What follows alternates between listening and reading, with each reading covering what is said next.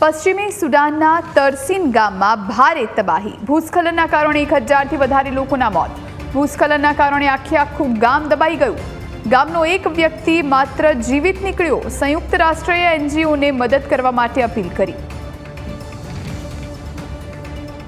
તો ભૂસ્ખલન થતાં આખું ગામ દબાઈ ગયું। માત્ર એક વ્યક્તિ જે જીવિત મળી આવ્યો છે।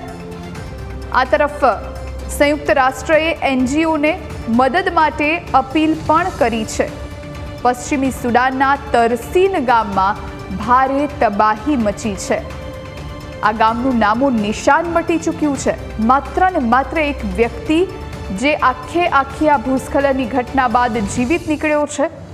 બાકી બધા જ લોકોના મોત નીપજ્યા।